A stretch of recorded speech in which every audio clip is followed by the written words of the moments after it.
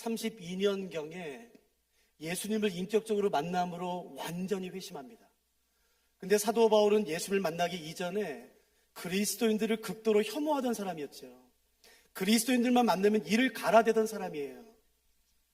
그런데 예루살렘에 있던 사도 바울이 소식을 듣습니다. 다메섹에도 그리스도인들이 있다 라는 소식을 듣고 사도 바울이 다메섹으로 향하죠. 여러분, 그 당시는 이동수단이 대부분 거는 도보였기 때문에 예루살렘에서 다메섹까지는 대략 한 240km가 넘거든요. 오늘이야 뭐 짧은 거리겠지만 그 당시는 그렇지 않습니다. 굉장히 먼 거리예요. 그 먼 거리를 마다하지 않고 극비리의 계획을 세웁니다. 다메섹에 그리스도인들이 있어? 그건 죽여야지. 그건 잡아서 감옥에 쳐넣어야지. 극비리에 그 다메섹에 사는 그리스도인들을 잡기 위한 계획을 세우죠. 그리고 몇몇 사람들 팀을 꾸려서 급습합니다. 다메섹에 거의 당도했을 때, 바울과 그의 일행이 거의 다메섹에 다 왔을 때에 갑자기 빛이 사도 바울을 둘러싸요. 그 빛이 너무 강해서 우리가 아는 것처럼 눈이 멉니다. 그리고 그 빛 가운데서 음성이 들려요. 사울아, 사울아, 네가 왜 나를 핍박하냐? 네가 왜 나를 박해하냐? 그때 사울이 깜짝 놀라죠. 바울이 깜짝 놀라죠. 그리고 질문합니다. 누구십니까? 주님, 당신은 누구십니까? 그때 그 빛 가운데서 음성이 들리죠.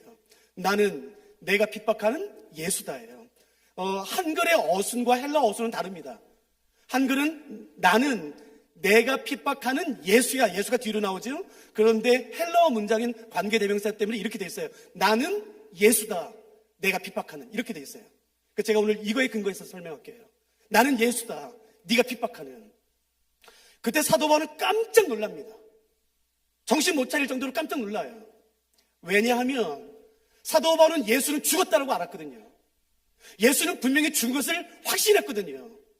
얼마 전 6월절 날 성난 유대인들이 예수라는 청년을 잡아 십자가에 매달아 처참하게 죽였어요. 바울은 알았어요. 분명히 알았어요. 왜 유대인들이 성났나? 한 미친 청년이 자기가 하나님의 아들이라는 거예요. 그건 미쳤죠. 그건 신성을 모독하는 거죠. 그래서 성난 유대인들이 모여 그 미친 청년 예수를 잡아다가 십자가에 매달고 처참하게 죽입니다. 여러분, 한두 명이 본 게 아니에요. 수백 명이 아닙니다. 여러분 아세요? 6월절은 이스라엘의 3대 명절 중에 하나였기 때문에 가족끼리 모이는 것이 아니라 전 세계 사람들이 다 모입니다. 전 세계 유대인들이 다 모여요. 수천 명, 수만 명이에요. 그 골고다에 수천 명, 수만 명이 몰려갑니다. 그래서 봤어요. 그 예수라는 청년이 자기가 하나님의 아들이라 말하는 신성 모독으로 인해 처참하게 죽은 것을 다 봤어요. 한두 명이 아닙니다. 그뿐인가요? 아니요. 그 예수의 시체를 나무에서 끌어내려 무덤에 던져 놓는 것을 다 봤어요. 한두 명이 아닙니다. 증언할 사람 많아요. 수천 명, 수만 명이 동시에 봤어요. 그래서 바울은 알았어요. 근데 갑자기 예수의 시체가 사라집니다. 사도 바울이 생각했어요. 예수의 제자들이 그 예수의 무덤에서 시체를 몰래 빼와서 다른 곳에 숨겨놓고 거짓말하는 거예요. 예수가 부활했다. 예수가 다시 살아났다. 말씀하신 대로 우리 스승님, 우리 선생님, 우리 예수가 다시 살아났다 라고 말하는 것이에요. 세상에 이런 거짓말하는 사람이 어디 있습니까? 여러분, 세상에 사람들을 이렇게 미혹시키고 거짓말하는 사람이 어디 있어요? 그건 죽여야죠. 여러분, 그래서 그때부터 사도 바울은 그리스도인 하면 이를 갑니다. 극도로 혐오해요. 사회를 어지럽히는 사람, 거짓말하는 사람, 죽은 사람이 어떻게 살아나요? 여러분, 그래서 사도 바울은 그때부터 그리스도인들을 극도로 싫어합니다. 사도 바울은 알았죠. 예수가 죽었어요. 그런데 자신이 다메섹에 거의 다다랐을 때에 빛 가운데 나타난 거예요. 예수님이 자기 앞에 나타난 것입니다. 살아있는 모습으로. 죽은 게 아니었나? 기절했었나? 정신을 너무 고통스러우니까 여러분, 십자가는 사람이 기절합니다. 정신을 잃습니다. 죽은 게 아니라 기절했었나? 정신을 잃었었나? 아니요. 확실히 알았어요. 기절한 게 아니에요. 정신을 잃은 게 아니에요. 죽었어요. 모든 사람이 다 증언할 수 있어요. 예수는 분명히 십자가에서 죽었습니다. 그 시체를 무덤에 던졌어요. 그런데 그 예수가 바울 앞에 살아있는 것입니다. 지금 바울 앞에 나타난 것이에요. 상상해 보세요. 얼마나 깜짝 놀랐을까? 얼마나 혼돈스럽겠습니까? 뭐지? 그러면 제자들이 시체를 숨긴 게 아니야? 진짜 살아난 거야? 여러분, 사도 바울이 얼마나 깜짝 놀라고 혼돈스러웠겠습니까? 그러나 잘 들으세요. 사도 바울이 놀란 것은 이제부터입니다. 사도 바울이 질문해요. 누구십니까? 주님, 당신은 누구십니까? 그때 빛 가운데 말씀하시죠. 나는 예수다. 네가 핍박하는. 사도행전 26장에 의하면 예수님은 이 말씀을 히브리어로 말씀하시다고 되어 있어요. 그러나 사도행전, 우리가 읽는 사도행전은 헬러로 되어 있죠. 잘 들어보세요. 예수님이 말씀하세요. 나는 예수다. 네가 핍박하는. 예수님이 히브리어로 이 말씀을 하셨을 때, 잘 들어보세요. 유대인들은 절대 사용하지 않는 히브리어 4단어가 쓰였습니다. 죽었다 깨어나도 유대인들이 이 말씀 안 씁니다. 어떤 유대인도 이 단어를 사용하지 않아요. 근데 예수님이 그 단어를 사용하신 거예요. 그 단어 한 번만 들어보세요. 요드, 해, 밥, 해. 히브리어는 이렇게 읽어요. 이 단어를 썼어요. 어떤 유대인도 이 단어를 쓰지 않습니다. 왠줄 아세요? 이것은 히브리어로 무슨 뜻이냐면요. 나는 이다라는 뜻이에요. 출애굽기 3장에 보시면 모세가 미디안 광야에서 불이 붙은 떨기나무를 발견합니다. 근데 안 타요. 이건 뭐야? 불이 붙었는데 왜 안 타? 가죠. 근데 그때 하나님이 말씀하세요. 모세야, 네 신을 벗어라. 가라. 근데 누가 나를 보냈다고 말합니까? 도대체 당신의 이름이 무엇입니까? 라고 질문한 거 기억나세요? 그때 하나님이 말씀하신 게 이겁니다. 나는 스스로 있는 자다 라고 한글성에 번역됐지만 괜찮아요. 그러나 저는 그렇게 번역하진 않겠습니다. 문자대로, 히브리어 문자대로 그렇게 번역하면 이렇게 된 거예요. 나는 나다예요. I am that I am이에요. 히브리어 문장대로 하면은 나는 나다. 근데 그걸 이제 한글성에 옮길 때 나는 스스로 있는 자, 다들 다 맞죠. 그때 하나님이 직접 말씀하신 내가 누구냐고? 나는 나야. 그때 쓴 단어가 이겁니다. 그렇기 때문에 유대인들은 절대 이 단어를 쓰지 않습니다. 하나님의 이름을 입 뻥긋 하지도 않아요. 눈으로는 읽습니다. 그러나 절대 발음하지 않아요. 그러니까 어떤 유대인도 이 단어를 자신의 귀로 들어본 사람은 아무도 없습니다. 왜요? 누구도 발음하지 않으니까. 예수님이 이 말씀을 쓰세요. 히브리어는 좀 어려우니까 제가 잠깐 헬러로 바꿔볼게요. 나는 무엇이다를 헬러로 바꾸면 이렇게 돼 있어요. 에고, 에이미, 이게 I, 이게 M입니다. 이거는 나는, 이거는 뭐뭐이다예요. 그러니까 이 히브리어를 헬라어로 바꾸면 에고 에임이에요. 그러니까 만일에 헬라어로 저를 소개하면 이렇게 소개할 수 있겠죠? 에고 에임이 지웅, 에고 에임이 장훈, 에고 에임이 조원, 이렇게 소개할 수 있겠죠. 잘 들어보세요. 헬라어에는 어떤 특징이 있냐면은 이 동사에 주어가 같이 있어요. 그러니까 즉 이 aim이라는 단어는 어떤 뜻이냐면은 나는 무엇이다예요. 그러니까 굳이 에고라는 단어를 쓰지 않아도 이 단어 안에 나는 무엇이다가 있어요. 그러니까 나는 지웅입니다를 에고 aim이라고 말해도 되지만 이렇게 말해도 돼요. aim이 지웅, aim이 장훈, aim이 철수, aim이 조원, 이렇게 말해도 돼요. 이해되시겠어요?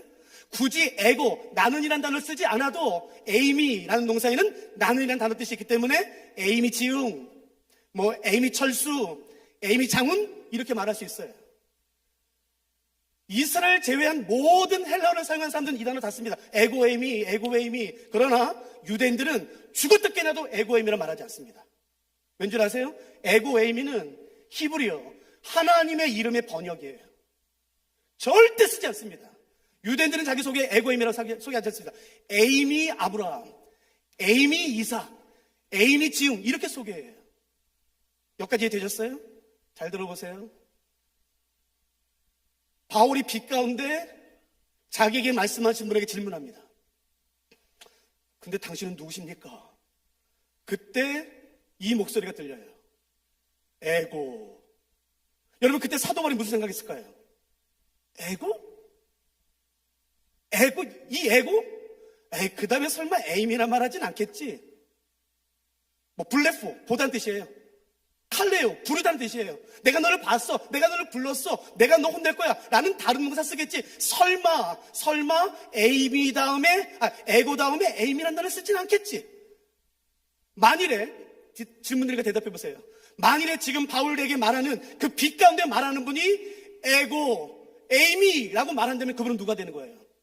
하나님이 되는 거예요. 에이, 설마 에고 다음에는 에이미라 말하지 않겠지. 근데 갑자기 이렇게 말씀하시죠. 빛 가운데서 에고, 에이미. 여러분 그때 바울이 어떻게 생각했겠습니까? 하나님이다. 에고, 에이미? 하나님이다. 그때 사도 바울 알았겠지. 바울 알았겠지. 하나님이 나타났다. 옛날에 이사야와 모세에게 나타났던 것처럼 그 하나님이 지금 나에게 나타났다. 하나님이 나타났다. 근데 그 다음 단어에 아마 망치로 머리 맞았을 겁니다. 에고, 에이미, 예수스예요. 여러분 이게 무슨 말이에요? 그러니까 예수가 하나님이라는 뜻입니다. 그래서 사도 바울은 이때 네 가지를 정확히 합니다. 첫째, 예수는 죽었다. 기절한 게 아니다. 정신을 잃은 게 아니다. 분명히 죽었다. 한두 명이 본 게 아니라 수천 명, 수만 명. 더군다나 그 시체를 만졌고 그 시체를 나무에서 끌어내어 무덤에 던졌다. 분명 죽었다. 첫째, 예수는 죽었다. 나무 위에 달려 신명기 2~3장 말씀처럼 하나님의 저주를 받아 진짜 죽었다는 걸 알았어요. 두 번째, 그 예수가 살아났다. 제자들이 시체를 훔쳐가 말한 게 아니라 진짜 살아났다. 사망의 권세를 단번에 깨뜨리고 그 죽은 예수가 말씀대로 약속대로 3일 만에 살아났다. 두 번째. 세 번째가 뭔지 아세요? 그 예수가 지금 살아있다는 것이에요. 그 예수가 지금 살아있다는 것이에요. 네 번째, 그 예수님이 하나님이라는 것이에요. 사도는 이때 알아요. 예수가 죽었지만 살아났다. 그리고 지금 살아계시다. 그리고 살아나신 그 예수님은 하나님이시다. 사도 바울은 그때 알아요. 여러분의 예수님은 살아계십니까? 여러분의 예수님은 하나님이십니까? 사망의 권세를 단번에 깨뜨렸던 그 예수, 우리가 오늘 찬양한 그 예수가 여러분 살아계세요? 왕이십니까? 근데 왜 두려워하십니까? 왜 내 예수가 죽은 것처럼 삽니까? 아니에요, 여러분. 나의 예수 그리스도가 지금 살아계시다고 말하는 것이에요. 누가 오늘 이 믿음을 붙잡으시겠습니까? 온 우주와, 예수가 하나님이세요? 이런 뜻이겠네요. 온 우주와 모든 만물을 말씀 한마디로 창조하신 분, 크고 위대하신 그 여호와 하나님, 그분이 예수 그리스도라는 것이에요. 사도 바울이 말합니다. 디모데야 기록해라. 그 온 우주를 말씀 한마디로 창조하신 그 만왕의 왕, 만주의 주, 지금도 역사를 통치하시는 그 하나님이 나를 부르고 나를 보냈다. 나만이 아니라 너를 부르며 너를 보냈다는 것이에요. 그 디모데의 후서가 오늘 2024년 10월 오늘 우리에게 말하는 것이에요. 그 하나님이 바울과 디모데만 부른 게 아니라 지금 여기는 우리를 불렀으며 나를 보냈다고 말하는 것이에요. 그러므로 내가 누구에게 부름받을 기억하세요. 누가 나를 보낸지 기억하세요. 이름도 모르는 그런 사람이 아닌 것이에요. 누가 나를 불렀습니까? 누가 나를 보냈습니까? 그건 만왕의 왕이신 것이에요. 만주의 주인 것이에요. 온 우주와 모든 만물을 말씀 한마디로 창조하신 그 크고 위대하시며 두려우신 하나님, 모든 역사를 주관하시고 다스리시는, 길이 없어요? 그 길을 내시는 분이죠. 바다가 막아요? 예, 바다를 가르치죠. 사막이 막아요. 사막에 강을 내시며 길을 내시는 그 여호와 하나님이 나를 부르셨으며 나를 보내셨다라고 말하는 것이에요. 누가 오늘 이 믿음을 취하시겠습니까? 누가 오늘 이 믿음으로 다시 한번 내 삶을 다시 한번 점검하시겠습니까? 사도 바울이 말하는 것이에요. 예수가 살아계시다. 그 예수님이 살아계시다. 그 예수님이 나를 부르셨다. 온 하늘의 하늘이라도 다 담을 수 없으며 온 땅의 땅이라도 다 담아낼 수 없는 그 크고 광대하신 여호와 하나님, 예수 그리스도, 그 삼일체께서 작은 나의 삶에 임하겠다는 것이에요. 어저께 기억나세요? 경건? 그 크신 하나님이 내 삶에 거하심으로 말미암아 나를 통해 이 땅에 드러나기를 소원하신다고 말씀하신 것이에요. 그게 어저께 말씀했던 경건입니다. 목소리 톤이 아닌 것이에요. 그냥 괜히 안녕하세요 그런 게 아닌 것이에요. 왕이, 만주의 주가 온 우주를 통치하시는 그 여호와 하나님이 작고 작은 그 내 안에 거하심으로 말미암아 나를 통해 이 세상 가운데 드러나기로 결정하셨다는 것, 그것이 경건인 것입니다. 그래서 사도 바울은 왕의 부름을 사람들에게, 왕의 부르심을 받은 사람들에게, 왕의 보내심을 받은 사람들에게, 왕의 말씀을 받은 사람들에게, 예수 그리스도의 제자로 그리스도로 살기 소원하는 모든 사람들에게 사도 바울은 디모데 후서에서 3가지의 예를 통해 설명합니다. 만일 당신이 왕의 보내심을 받은 자로서의 합당한 삶을 살기로 결정한다면, 소원한다면 이걸 기억하십시오. 3개를 기억하십시오. 그 삶은 이래야 될 것입니다. 그 삶은 이래야 될 것입니다. 라고 3가지로 말하는 것이에요. 보실까요? 성경을 가져왔다면? 첫째, 2장 4절 3절부터 제가 읽어드릴게요. 첫째, 너는 그리스도 예수의 좋은 병사로 나와 함께 고난을 받으라. 병사로 복무하는 자는, 첫째는 병사입니다. 군인이라는 뜻이겠죠. 군사라는 뜻이겠죠. 여러분, 군사로 부름받은 사람의 첫 번째 덕목은 뭔가요? 4절 보세요. 병사로 복무하는 자는 자기 생활에 얽매인 자가 하나도 없는 이는 병사로 모집한 자를 기쁘게 하려 함이라. 여러분, 병사에게 요구되는 가장 중요한 덕목은 뭔가요? 군인에게, 군사에게 요구되어지는 가장 중요한 자질, 필수 요건은 뭡니까? 내 명령권자가 돌격 앞으로 하면 가는 것이에요. 멈춰라 그러면 멈추는 것이에요. 오른쪽이면 오른쪽인 것이에요. 지금 숨을 죽이고 때를 기다려라 그러면 숨을 죽이고 기다리는 것이에요. 나는 싫어. 나 지금 싸울 거야. 나는 왼쪽이야. 아니요, 그거 다 틀립니다. 병사에게 중요한, 요구되는 가장 중요한 첫 번째 자질은요, 자신을 모집한 명령권자의 권한과 그 주권과 통치를 인정하는 것이에요. 하나님의 하나님 되심을 인정하는 거. 우리 어저께 나눴죠.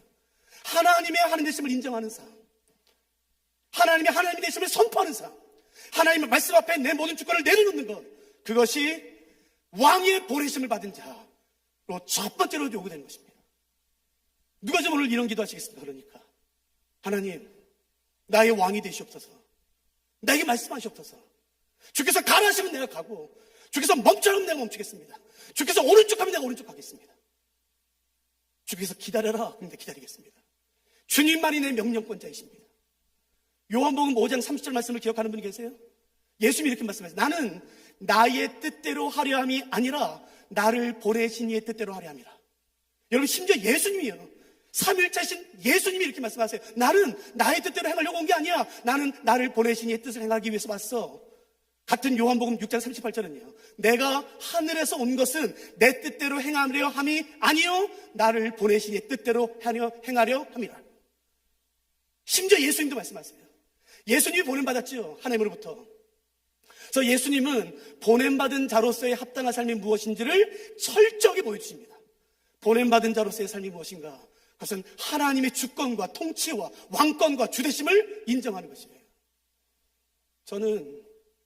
저는 만일 하나님이 저에게 말씀하실 것이 있으시다면, 제가 그런 거 잘 못 듣는 사람이지만, 만일 하나님이 나에게 말씀하실 것이 있으시다면 난 주저하지 않았으면 좋겠어요.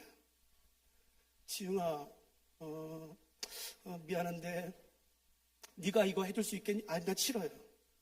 나한테 그렇게 말씀하지 않으셨으면 좋겠어요. 지웅아, 이거 해! 너 그렇게 말씀하시면 좋겠어요. 누구도 가지 않는 곳이 있어요? 그럼 저에게 말씀하면 좋겠어요. 지웅아, 아무도 안 가. 아무도 안 가. 네가 가. 예.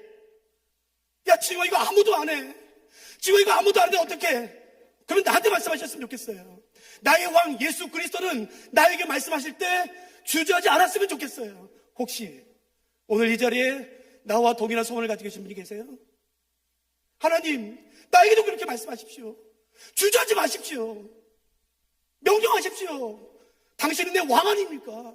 당신 내 통치자 아닙니까? 예수님이 말씀하세요. 나는 나의 뜻대로 행하려 함이 아니라 나를 보내신 이의 뜻대로 행하려 함이라.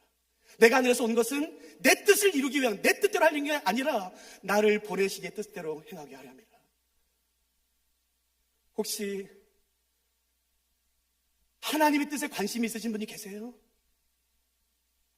하나님의 나라에 관심 있는 분이 있으세요? 하나님의 소원이 어디 있는지, 하나님의 눈길이 지금 어디에 머물리는지 관심 있는 분이 계세요? 난 관심 있어요. 난 진짜 관심 있어요. 내 모든 삶을 들여 주의 손길이 머무는 곳, 주의 눈길이 머무는 곳에 내가 있으면 좋겠어요. 진심으로. 누가 주의 뜻이 내 삶에, 내가 섬기는 공동체에, 우리 사랑하는 주한 장로교회에, 대한민국에 이루어지길 소원하십니까? 내일 가실 거잖아요. 하나님, 주의 뜻이 이루어지게 해주셨소서. 사람의 뜻이 아니라 주의 말씀이, 주의 뜻이 이루어지게 해주셨소서. 주의 나라가 임하게 하여 주옵소서. 사람의 나라가 아니라 거짓과 하나님, 그 음란함과 욕심이 아니라 의와 진리가 다스리시는 그 하나님의 나라가 임하게 하여 주시옵소서. 누가 지금 그런 데 관심 있으십니까? 기억하세요. 왕의 부르심과 왕의 보내심을 받은 자, 왕의 말씀을 맡은 자에게 요구되는 첫 번째는 병사로서의 삶입니다. 자신을 부르신 왕을 기억하며 하나님의 왕되심과 예수 그리스도의 주되심을 인정하는 삶, 이렇게 첫 번째예요. 두 번째는 뭔지 아세요? 5절이네요. 경계하는 자입니다. 두 번째는 경계하는 자입니다. 그러면 도대체 경계하는 자에게 요구되는 덕목은 뭔가요? 본문에 나옵니다. 경계하는 자가 법대로 경계하지 아니하면 승리자의 관을 얻지 못할 것입니다. 당연하죠. 100m 달리는 사람에게 꿈은 뭐 올림픽 금메달이에요. 당연하죠. 그러나 법대로 경계하지 않으면 그 금메달 뺏깁니다. 약물 먹고 달려요? 아니요. 그거 다 뺏깁니다. 다른 사람의 라인을 밟아요? 그럼 뺏깁니다. 왕의 보내심을 받은 자에게 두 번째 요구되는 덕목은요, 경계하는 자로서, 경계하는 자 같이 법과 규칙에 맞는 삶인 것이에요. 제가 이런 말 드려도 되죠? 사랑하는 주한교회, 주한장로교회 청년 여러분, 길이 아니면 가지 말아요. 목사로서 부탁하는 거예요. 목사님, 저 이렇게 하면 더 빨리 승진할 수 있어요. 저 이렇게 하면 더 빨리 교수 될 수 있어요. 저 이렇게 하면 빨리 집 살 수 있어요. 저 이렇게 하면 빨리 돈 벌 수 있어요. 아니요. 아니요. 그런 데 목적 갖지 마세요. 그게 가난한 뜻이 아닙니다. 오해하지 마세요. 제발 공부 좀 하세요. 제발 잘하세요. 그러나 길이 아니면 가면 안 돼요. 절대 길 아니면 가면 안 돼요. 그게 정도가 아니면, 방법이 아니면 어떤 거짓말로도 내가 원하는 걸 이루면 안 되는 것이에요. 길이 아니면 가지 마세요. 나중에 주한교회 청년이 그런다면 나 혼낼 거야. 여러분도 저한테 말씀하세요. 목사님, 당신은 강대상에서 우리 보고 길이 아니면 가지 말라고 말씀하시면서 왜 그딴 짓을 합니까? 왜 그 길 갑니까? 라고 말씀하세요. 제가 무릎 꿇고 용서할 테니까. 나도 몸부림칠 테니까. 나도 길 아닌 것을 가지 않도록 하기 위해 목사님, 나도 제일 먼저 앞에 설 테니까. 우리 같이 합시다. 온 세상이 거짓으로 뒤엎여 있잖아요. 지금 대한민국이 거짓을 밀어내고 어둠을 밀어내고 어둠 가운데서 어둠을 대적하지 말고. 어저께 기억나세요? 거짓 없는 믿음이에요. 난 그거 진짜 갖고 싶어요. 불의 종 기도해본 적 단 한 번도 없어요. 여기서 불 나가면 뭐 하시겠어요? 그럼 불 쏴드려요? 그거를 성령의 역사를 농담 삼아 하는 게 아닌 것이에요. 여러분, 오늘 우리 그 거짓 없는 믿음을 더 사모하지 않으시겠어요? 여러분, 그 하나님이 다윗을 선택한 기준 어제 기억나세요? 어제 오신 분, 하나님이 다윗을 내 마음에 합한 자라 말씀하신 이유가 뭐였나요? 히브리어 탐입니다. 탐. 정의가 뭐라고요? 많은 사람 앞에서의 모습과 골방에 있을 때 모습이 같은 거예요. 일평생 하나님의 눈앞에 사는 사람. 여러분, 오늘 이거 기도하지 않으시겠어요? 하나님, 나에게 거짓 없는 믿음을 주십시오. 깨끗한 양심을 주십시오. 다른 사람 앞에 있는 모습과 골방에 있을 때 모습이 같은 삶이 되게 해주셨소서. 진실하게 해주셔서, 신실하게 하셨소서, 정직하게 하셨소서, 깨끗한 그릇 되게 해주셨소서. 어떤 능력보다도 제가 쉬운 세상밖에 되진 않았어요. 근데 제가 오랜 시간 리더했었어요. 리더를. 오랜 시간 리더하니까 알겠어요. 재능 좋죠. 그렇게 도움 안 됩니다. 진짜 재능이 뭔 줄 아세요? 그 한결같은 진실함. 여러분, 이것은 모든 사람에게 요구할 수 없는 특별한 재능입니다. 재능이라 말하면 IQ 같죠? 학벌 같죠? 아닙니다. 저는 리더에서 알아요. 진짜 특별한 재능은 진실함이에요. 진실함. 믿을 수 있는 진실한 사람 만나면 기분 굉장히 좋아요. 너무 행복해. 우리 같이 오늘 그런 것 같이 기도하지 않으시겠어요? 세 번째로요, 사도 바울이 왕의 보내심을 받은 자에게 요구되는 세 번째는요, 6절이죠. 수고하는 농부가 곡식을 먼저 받는 것 같이. 수고하는 농부입니다. 저는 농사를 지어보지 않아서 모릅니다. 그러니까 제가 아는 상식으로 말한다면, 여러분, 농부에게 가장 중요한 덕목은 뭔지 아세요? 성실함입니다. 폭우가 쏟아지면 모든 사람들은 다 집 안으로 대피합니다. 농부는 어떻게 하는지 아세요? 폭우가 쏟아지면 내게 맡겨진 밭으로 나갑니다. 그 폭우에 내려지는 비와 바람을 맞으며 고랑을 파요. 내게 맡겨진, 내가 심은 그 곡식이 뽑힐까 봐 더 깊게 물을 빼는 배수를 만들어요. 태풍이 불면 모든 사람들은 다 집에 숨습니다. 그러나 농부는 밭으로 나가요. 낮의 온도가 30도를 넘어서 40도까지 가요? 예, 그러면 모든 사람 다 에어컨 앞으로 갑니다. 그러나 농부는 아닌 것이에요. 밭으로 갑니다. 여러분은 지금 우리가 사는 이 세상이 태평성대 같으세요? 기독교의 진리에 얼마나 많은 위기가 있는지 아시겠습니까? 하나님을 대적하여 높아진 수많은 이론들, 생각들, 상식들. 누가 지금 이 시대를 태풍이라 비유하시겠습니까? 폭우를 말씀하시겠습니까? 태양팔처럼 말씀하시겠습니까? 이럴 때 다른 사람은 다 숨는다면 농부는 나가는 것이에요. 그래서 다시 한번 복음을 증거하고 하나님 말씀대로 살기 위해 몸부림치는 것이에요. 우리 그렇게 합시다. 사랑하는 청년들 여러분, 우리 그렇게 합시다.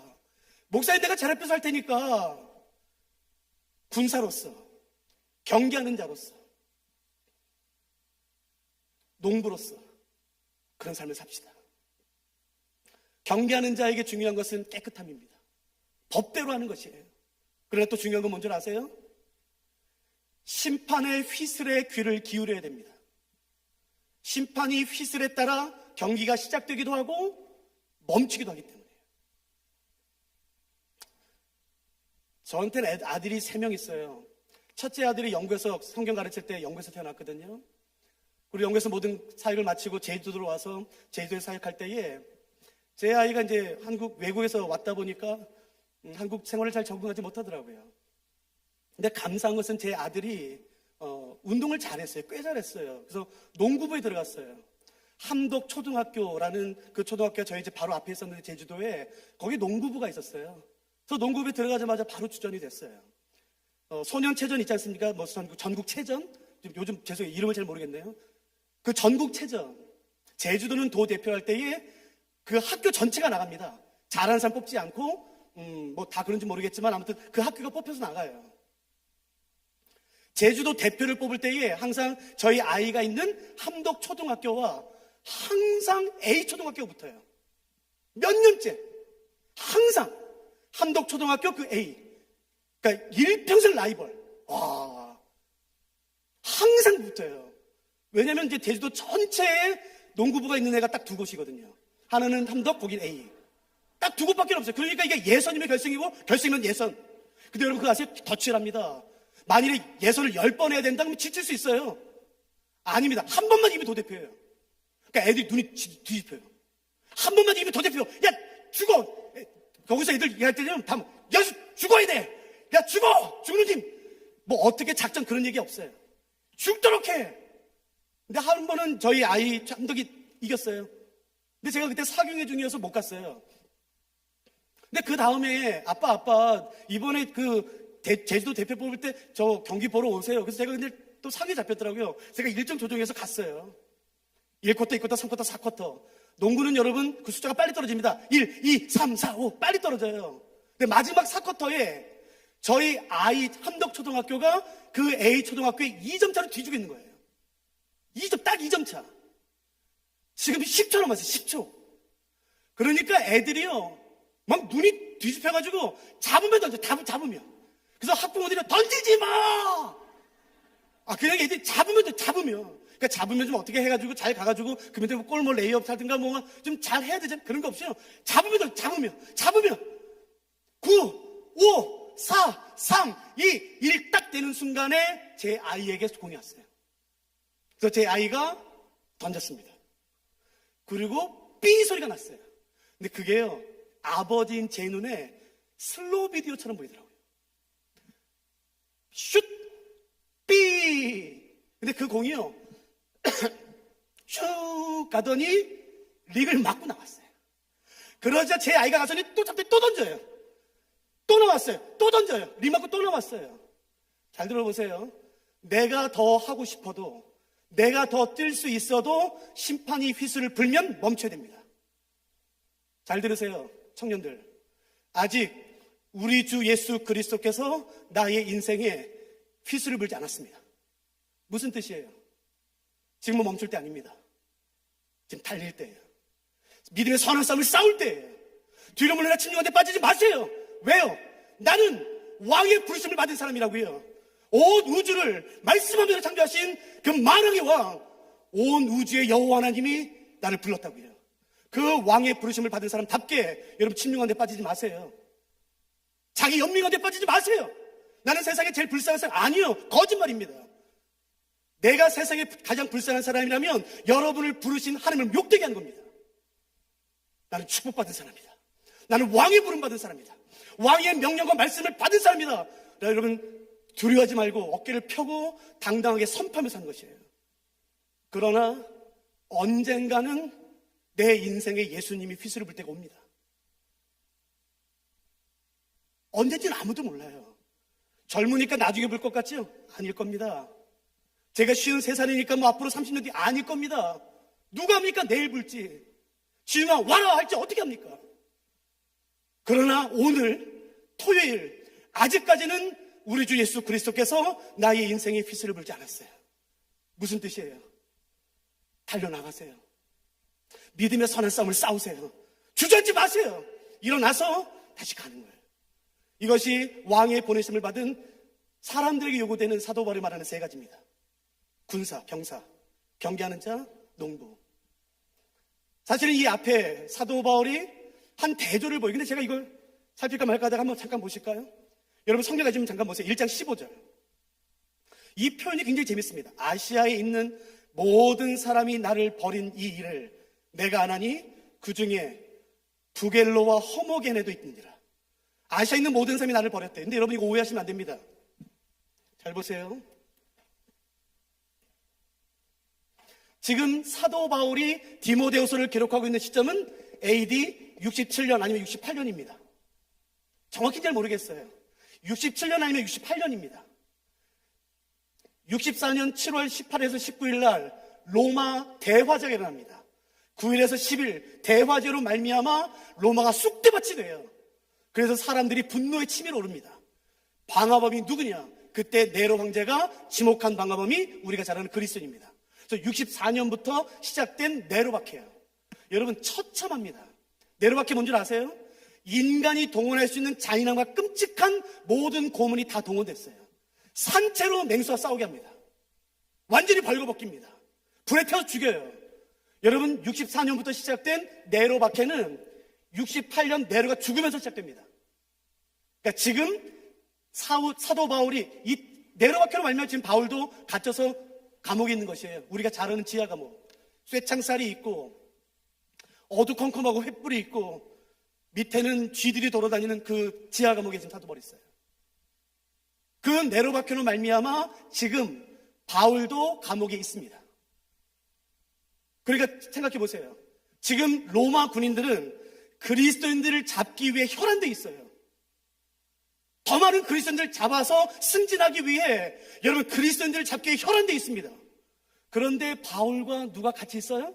그럼 바울과 같이 있는 사람은 그리스도인일 확률이 높겠죠. 그러니까 사도 바울이 갇히자 모든 사람이 다 떠났어요. 그 중에 하나가 그 중에 부겔로와 허모게네가 있대요. 저는 이해됩니다. 그렇죠. 지금 사도 바울과 같이 있으면 너 그리스도인이지? 아니 너 그리스도인 맞네. 네가 그리스도인이 아닌데 왜 바울이랑 같이 있어? 잡혀요.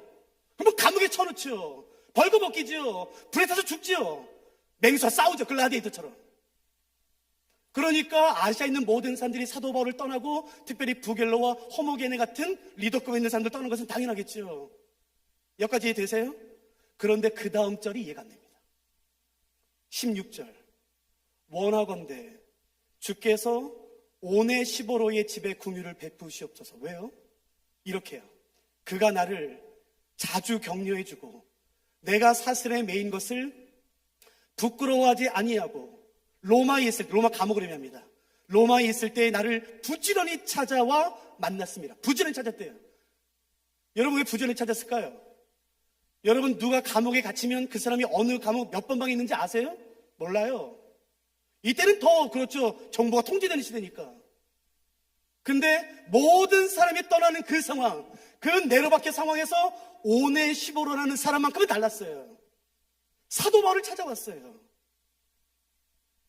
여러분 사도 바울을 찾아온다는 것은 이 사람이 그리스도인일 확률이 높겠죠. 굉장히 높겠죠. 그러면 잡힐 수 있어요.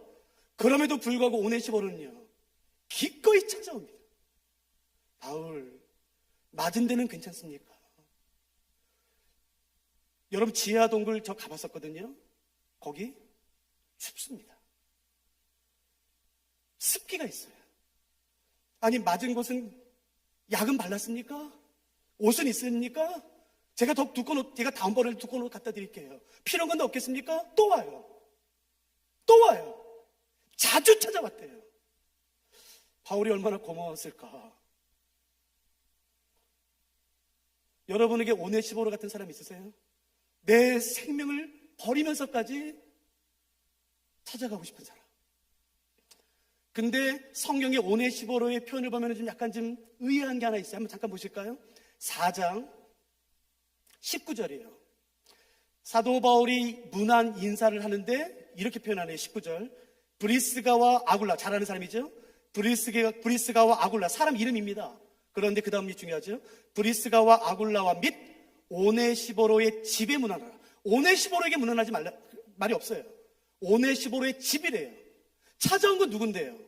오네시보로. 근데 인사는요, 오네시보로가 아니라 오네시보로의 집에 하래요. 뭔 말일까요? 여러분 다시 1장 보세요. 1장 17절 제가 읽을게요. 17절 18절. 로마에 있을 때 나를 부지런히 찾아와 만났습니다. 여러분 18절 가로 부분 보세요. 원하건대 주께서 그로 하여금 그날에, 저기 모르겠어요? 그날에 주의 긍휼을 입게 하여 주옵소서. 여러분 이 문장의 표현을 봤을 때에 오네시보로는 어떻게 된 것 같으세요? 대부분의 학자들이 죽었을 거라 추정합니다. 하나님, 브리스가와 아굴라 그리고 오네시보로의 집에 축복하시옵소서. 그가 자주 나를 찾아왔습니다. 그날에 그에게 긍휼을 베풀어 주셨옵소서. 아마도 뉘앙스를 보면 오네시보로는 죽었을 가능성이 큽니다. 그렇죠. 당연한 거 아닙니까? 지금 네로박해인데 로마 군인들이 그리스도를 잡으려고 지금 현안되는데 이거 당연한 것 아닙니까? 오네시보로가 몰랐을까요? 당연히 알았겠죠. 여러분에게 오네시보로가 있으세요?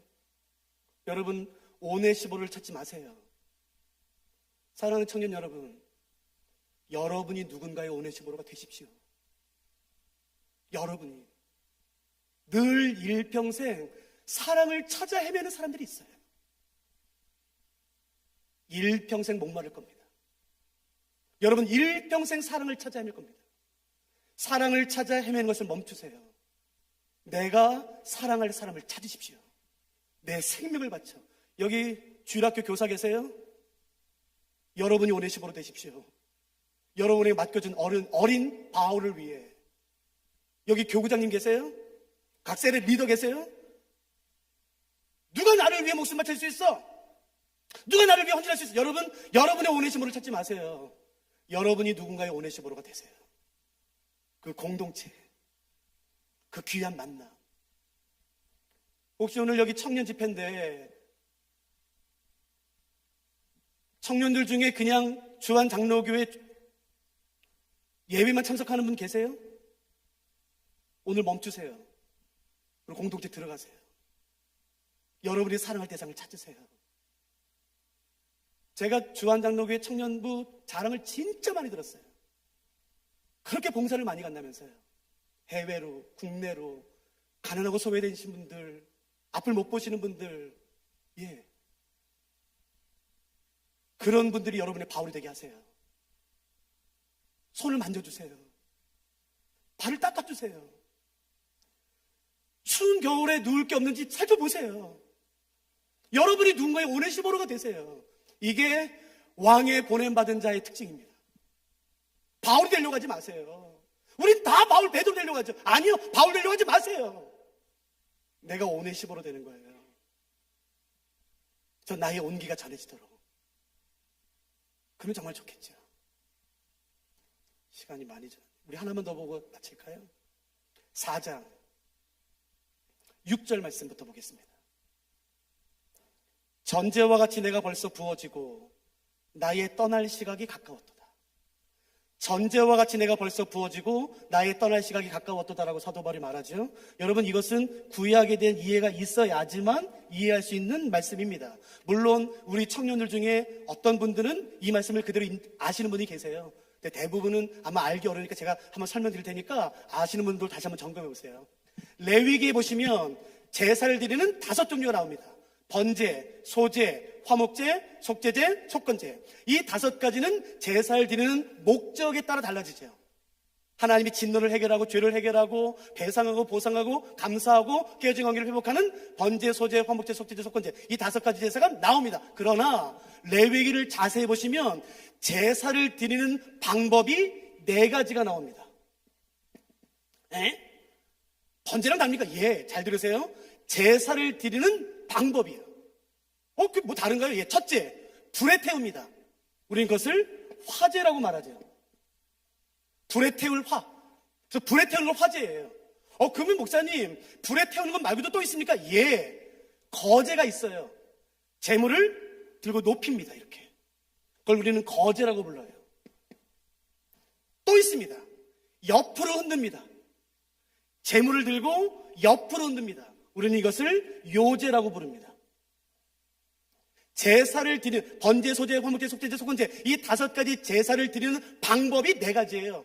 불에 태우는 화제, 높이 드는 거제, 옆으로 흔드는 요제. 거제, 요제. 제일 마지막은요, 전제입니다. 전제는 무슨 말이냐면요, 재물이 타다가 꺼질 때쯤에 알코올 성분이 있는 포도주와 와인을 부어 그 꺼지는 불을 다시 일으키는 것입니다. 제가 자신 있게 말씀드릴 수 있어요. 이 전제는 실제로 레위기 법대로 제사를 드려보신 분들만 알 수 있습니다. 실제로 레위기 법대로 제사를 드리지 않으면 절대 모릅니다. 저 10년 했습니다. 레위기 법대로. 생각보다 안 탑니다. 여러분, 불 한번 확 찌르면은 그 양과 염소가 한 번에 다 탈 것 같죠? 절대 안 탑니다. 저희는 이 제사 드릴 때요, 밑에 웅덩이를 파서 번개탄, 숯, 석유를 붑니다. 그리고 양과 염소를 잘라요. 조각을 내요. 그리고 태웁니다. 처음에 잘 탑니다. 10분, 20분, 30분 지나면 꺼집니다. 왠 줄 아세요? 양과 염소의 몸에 생각보다 물기가 많습니다. 내장에. 절대 안 탑니다. 좀 이따 꺼집니다, 불이. 실제로 제가 한번 꺼뜨렸어요. 그럼 어떻게 되는지 아세요? 양이 하세요. 양의 머리가 반만 탑니다. 끔찍합니다. 처참합니다. 이빨이 반 타다가 반은 안 타요. 여러분, 그 모습이 번듯한 데 있으면 흉측해요. 그러기 때문에 전제는 뭐냐면은 그 재물을 태울 때 불이 꺼져갈 때쯤 알코올 성분이 있는 포도주나 아니면 올리브 기름을 붓는 것이에요. 근데 문제는 뭔지 아세요? 예수님 당시, 구약 당시에 이스라엘의 포도주는 음료수 대용으로 마셨기 때문에 알코올 도수가 높지 않습니다. 오늘날의 와인 생각하시면 돼요. 몇 도죠? 말씀하시면 안 돼요. 오늘날의 와인 도수 제가 잘 모르겠지만 그만큼은 절대 아닙니다. 한 10분의 1? 음료수 대행이고 기술이 발달되지 않기 때문에 알코올 도수가 굉장히 낮습니다. 그러니까 한 번 분도 될까요? 안 됩니다. 계속 보여야지만 그 불이 끝까지 다 태웁니다. 그게 전제예요. 근데 사도 바울이 이렇게 말해요. 하나님, 내 삶을 전제로 드립니다.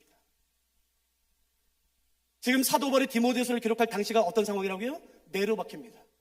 그리스도인들을 잡아서 죽이고 교회를 분열시키고 교회를 무너뜨리고 수많은 사람들이 배교하여 실제로 겉으로 볼 때에 성령의 불이 꺼져가는 것처럼 보일 바로 그때입니다. 교회에 수천 명 모였던 교회인들이 이제 10명도 남지 않았어요. 그 믿음 줬던 사람들은 다 잡혀갔어요. 다 죽었어요. 다 배교했어요. 이제 진짜로 성령의 불이 꺼져가는 것 같아요. 그때 사도 바울이 이렇게 말합니다. 하나님, 내 삶을, 내 생명을 전제로 드립니다. 제가 사실 어저께 이 말을 하고 싶었어요. 사실 어저께 제가 정말 죄송했었어요. 설교 올라와서 제가 깜짝 놀랐어요. 저는 분명히 청년 집회로 왔는데 제 눈에는 다 어르신들만 보이는 거예요. 청년들이 거의 안 온 줄 알았어요. 그래서 제가 청년들에 맞게 설교를 준비했거든요. 그래서 올라와서 설교를 바꿨어요.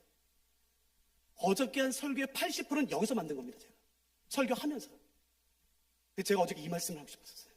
청년들한테. 하나님, 내 삶을 전제로 드립니다. 내가 제일 앞에 설게요. 내 삶을 전제로 드릴 분 있으세요? 이 대한민국의 현실에서 음란함과 말도 안 되는 하나님을 대적하여 높아진 수많은 이론들과 지식들과 상식? 아니요, 그건 상식 아니에요. 하나님을 대적하는 것이에요. 이런 상황에서 누가 나의 삶을 하나님께 전제로 드리시겠습니까? 반이 아닙니다. 온전히 드리는 것입니다. 내 삶 전체를. 누가 오늘 하나님, 혹시 나 같은 사람도 괜찮으시다면, 나도 괜찮으시다면 내가 주께 내 삶을 드리겠습니다. 모두 신학하라, 목사되라, 선교사되라는 뜻이 아닙니다. 나를 부르신 그곳에서 죄를 감당하는 것이에요. 그러나 동시에 목사가 되라고 말하는 것입니다. 선교사가 되라고 말하는 것입니다. 목사님, 이거 했는데도 망했어요. 이것도 망했어요. 저것도 망했어요. 그러니까 하나님 나를 목사로 부르시나 봐요. 제발 그딴 말 하지 마세요. 가장 좋을 때 드리세요. 최고의 것을. 저도 이 길 가기 위해 꽤 많은 거 포기했습니다. 여러분, 풀타임 사역자의 선교사와 목사의 삶은 그런 게 아닌 것이에요. 이것도 안 되고 저것도 안 되니까가 아닌 것이에요. 하나님, 주께서 만일 원하신다면 내가 내 삶을 드리겠습니다. 내가 주의 말씀을 목숨 걸고 공부하겠습니다. 순전한 말씀을 내가 하겠습니다. 기쁜 말씀의 그 말씀의 근원을 내가 캐내겠습니다. 그래서 내가 사람들에게 이게 하나님의 말씀이다, 이게 여호와의 말씀이 진리다 라고 제가 선포하겠습니다. 내 삶을 드릴 분이 계세요? 레위기 하나만 하고 마칠게요. 레위기는 1장부터 7장까지 5가지 제사가 2번 나오죠. 번제, 소제, 화목제, 속죄, 속건제. 1장 1절부터 6장 7절, 6장 8절부터 7장까지 5번의 제사가 2번 나옵니다. 이 앞에는 이스라엘 백성이 제사를 드리는 거라면 이 6장 8절부터는 제사장이 드리는 것이에요. 그렇기 때문에 제사장의 명령이 있죠. 하나님 말씀을 맡은 자. 여기에는 없는, 여기에만 있는 명령이 있습니다. 6장 8절부터 7장에 나오는 제사장들에게만 요구하시는 하나님의 명령이 있습니다. 3번 반복됩니다. 혹시 그게 뭔지 아시겠어요? 여러분이 아시는 말씀입니다. 제단에 불을 꺼트리지 말아라. 3번 반복합니다. 제단에 불을 꺼트리지 말아라. 제단에 불을 꺼트리지 말아라. 제단에 불을 꺼트리지 말아라. 왠 줄 아세요? 제가 설명해 볼게요.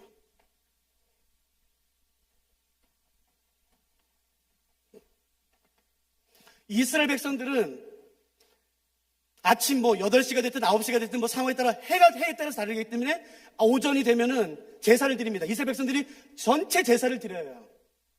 그리고 제사장들이 제사를 같이 도와주죠. 그리고 해가 지면은 오후 늦게 저녁에 이제 모든 이스라엘 백성들이 제사를 멈춥니다. 잘 들으세요? 그러면 그때 제사장들과 레인들만 따로 모여서 저녁 상번제를 드립니다.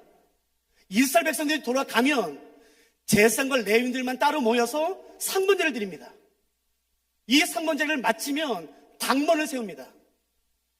불을 꺼뜨리지 않도록이요. 그러면 이 불이 활발 타올랐죠? 이 불을 숯으로 바꿉니다. 그래서 이 숯을 밤새도록 지킵니다. 그리고 이스라엘 백성들이 와서 제사를 시작하기 전에 다시 제사장과 레위인들만 따로 모여 아침에 상번제를 드립니다. 이때 숯을 가지고 와요. 숯을 가지고 불을 일으킵니다. 그래서 제사를 드려요. 그리고 그 불로 이제 하루 종일 제사를 드립니다. 하루 종일 제사가 끝나요? 그러면 다 이스라엘 백성 돌아갔어요? 그러면 제사장과 레위인들이 따로 모여서 저녁 상번제를 드립니다. 저녁 상번제 마치면요, 그 불을 숯으로 바꿔요. 3명의 번제 당번을 만들어서 이 사람이 밤새도록 그 숯이 꺼지지 않도록 지킵니다. 그리고 새벽에 꺼내와요. 그래서 불을 일으켜요. 그래서 제사장과 레위인들의 상번제를 드리고 하루 종일 지킵니다. 요걸 말하는 겁니다. 요거. 이때 안 꺼져요. 이때 꺼지는 게 어디서 불이 활을 타는데, 이때를 말하는 겁니다. 그러니까 잘 들어보세요. 레위기의 명령이죠. 출애굽해서 가나안 땅에 들어가기 전의 모습입니다. 광야예요. 여러분 혹시 아시는 분은 대답해 보시겠어요? 이 당시 모세의 장막이에요. 광야에 있을 때에 모세의 장막에서 번제단은, 숯이 있는 번제단은 실내에 있었나요? 실외에 있었나요?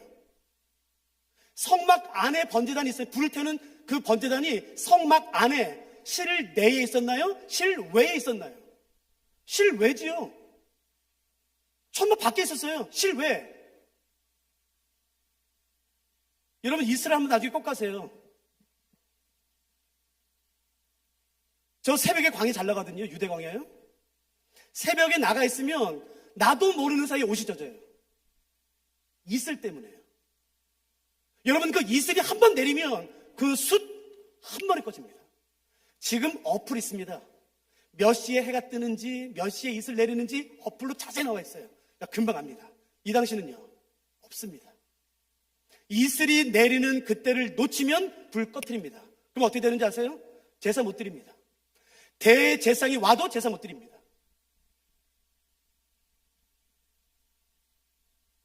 바람이 불어요. 저는 제가 53살인데 일평생에 딱 한 번 모래폭풍 경험했습니다. 혹시 모래폭풍 경험하셨어요? 저는 사하라 사막을 건너다가 딱 한 번, 제일 세게 딱 한 번 모래폭풍 경험했어요. 강의하러 가다가. 여러분, 멀리서 노란 띠가 갑자기 확 나타납니다. 노란 띠가. 저기 뭐야? 저 노란 띠가 뭐야? 저기 엄청 빠른 속도로 옵니다. 속도가 다 다르겠지만 그때마다 제가 경험한 딱 한 번은요, 그 노란 띠가 순식간에 덮칩니다. 그게 나를 확 지나가지 않습니까? 내가 묶어놨던 천막의 끈이 다 풀어집니다. 그릇 다 깨집니다. 가방 다 날아가요. 모래로 덮입니다. 이거는 매년마다 생기진 않습니다. 5, 6년에 한 번씩, 4, 5년에 한 번씩 와요. 이스라엘 백성들이 광야에서 40년 동안 지나갈 때에 이 모래폭풍이 있었을까요? 없었을까요? 당연히 있지요, 여러분. 내가 당번이에요. 대부분의 날은 아무 일도 없습니다. 근데 내가 당번인데 모래폭풍이 지나갔어요. 근데 저거 숯은요, 보관은커녕 다 흩어지다니까요. 세 번째, 사막에 가끔씩 10년, 20년 혹은 30년에 한 번씩 뭐가 오냐면은 폭우가 옵니다. 혹시 인터넷에서 그 기사 본 적 있어요? 사막에 비가 내렸다, 몇십 년 만에 한 번이다. 실제입니다. 그냥 이슬비가 아니라 폭우처럼 내립니다. 이게 진짜 사막이 맞아. 한 30년에 한 번, 20년에 한 번이에요. 여러분, 비 내리면 그 숯 어떻게 되는지 아세요? 한 번에 꺼집니다. 제가 실제 있었던 얘기 드릴게요. 제가 아까 말씀드렸죠. 저는 학교에서 이 제사를 드렸다고요. 레위기 주간이 되면은 제가 레위기법을 강의하고 실제로 양을 죽입니다. 그리고 저희가 번제단을 만들어요. 그리고 제가 학생들 말합니다. 레위기 말씀처럼 밤새도록 이 숯, 이 불을 꺼뜨리지 않고 내일 아침 우리가 강의 시작할 때까지 지킬 사람들 자원받겠다. 그러면요, 학생들 이게 자기가 저요 다 그래요. 다 자기가 하겠대요. 제가 10년 했거든요. 10년 동안 무슨 일도 안 일어났어요. 딱 한 번을 빼고. 대부분의 날은요, 그냥 바람도 잔잔해요. 제주도 바람이 얼마나 신선한데요. 그 은하수. 그래서 대부분 숯 맡은 사람이요, 밤새도록 아이들 모여서 그냥 모닥불 펴놓고 노래 부르고 그냥 캠프파이어 같아요. 9번은. 근데 딱 한 번. 전혀 예상하지 못했던 일이 일어났어요. 실제입니다. 태풍이 온대요. 근데 아직 안 왔어요. 그래서 제가 할까 말까 하다가 오후에 한 6시, 7시쯤에 제가 다시 말해요. 자, 이거 밤새도록 숲 지킬 사람 자만 맞는다 했더니 손들 들고 있어요. 제가 한 명한테 말했어요. 네가 지켜라. 근데 8시, 9시까지 비도 안 와요. 태풍이 온다 했는데 11시 반에 왔습니다. 태풍이. 여러분, 그 태풍 때문에요, 지하에 있는 제주도의 교회들은 교회가 잠겼습니다. 실제로 차가 떠내려갔고 개천이 범람했고 나무가 쓰러졌어요. 실제로 그날 밤 11시 반부터 태풍이 와서 상상을 초월한 그 강렬한 바람 때문에 나무가 뽑히고 지하는 다 침수되고 자동차가 떠내려갔어요. 그래서 제가 그렇게 생각했어요. 아휴, 하필이면 이때 걔가 당번되냐. 지금까지는 아무 일도 없었는데 아이고, 얘가 얼마나 속상할까. 꺼졌으니까 이거 얼마나 속상할까. 제가 그러고 잠들었어요. 그리고 새벽에 일어나서 아침 일찍 제가 왔죠. 강의실에 왔더니 한 6시, 7시쯤에 왔는데 학생들이 있더라고요. 제가 물어봤어요. 야, 걔 어딨냐? 걔 어딨냐? 누구요? 걔 술 당번 있잖아요. 걔. 제가 말했어요. 그랬더니 학생들이 말하더라고요. 예, 간사님, 목사님, 저 뒤에 있잖아요. 뒤에. 뒤에? 어디? 그 번지다니요. 미쳤냐? 어젯밤에 태풍 와서 지금 나무 쓰러졌는데 아직도 걔 거기 있었어? 예, 새벽까지 거기 있는 거 제가 봤어요. 실화입니다, 실화. 내서 뛰어나갔어요. 비바람 분대도 무슨 없이 나갔어요. 제가 발이 안 떨어졌어요. 그 아이가 어떻게 하고 있었는지 아세요? 번제단을요, 이렇게 하고 있더라고요. 이렇게 하고. 머리는 깨져서 피가 났습니다. 그래서 제가 말해요. 이 바보 같은 자식아. 이게 뭐라고 이렇게 하냐. 지금 태풍이 와서 지금 나무가 떨어지고 너 지금 머리 봐라. 머리 피나는데 너 닦았어? 아니요. 이 바보 같은 자식아. 왜 그 짓을 하냐. 그 짓을 빨리 피해야지. 걔가 그때 저한테 딱 한마디 했어요. 근데 목사님이 맡겨준 일이 저에게 이거지 않습니까? 불꽃 때리지 말라고 말씀하셨지 않습니까? 제가 그때를 잊을 수가 없어요. 하나님이 열어버리는 성령의 불이 어디 있습니까? 돈 때문에 다 잃어버리셨어요? 관계 때문에? 질병 때문에? 고난 때문에? 아픔 때문에? 다시 시작합시다. 성령의 불 다시 달라고 하세요. 그리고 지키세요. 온 몸을 덮어서라도 지켜내세요. 그리고 역사의 새날을 밝았을 때에 하나님 말씀하시겠죠. 내 사랑하는 주한 장로교회 청년들아, 내가 너에게 맡겨준 불 가지고 있냐? 내놔라. 내가 그 불로 1907년 평양 대붕을 잊을 만한 붕을 일으킬 테니까 그 불 내놔라. 할 때에 그 불 내놓으세요. 그 불 꺼뜨리지 마세요. 꺼졌으면 다시 달라고 하세요. 한 번만 더 기회 달라고 하세요. 삼손처럼 기도하세요. 삼손처럼 이번만 나로 강하게 하사. 하나님 나에게 한 번만 더 은혜를 주십시오. 다시 일어날 수 있도록 도와주십시오. 성령의 충만함과 그 하나님의 은혜로 내가 다시 일어날 수 있도록 도와주십시오. 누가 내 삶을, 내 온전한 삶을 전지로 드리시겠습니까? 하나님, 나도 괜찮으시다면 내가 내 삶을, 내 전 삶을 주께 드리겠습니다. 여러분 기억하세요. 우리 주 예수 그리스도가 살아계십니다. 그의 나라는 영원합니다. 절대 쇠하지 않습니다. 우리 주 예수 그리스도가 반드시 다시 오십니다. 그 영원한 나라, 주의 통치와 주권과 그 영광과 주의 뜻이 우리의 삶을 통해 특별히 사랑하는 주한 장로교회 청년부를 통해서 이루어진 것이에요.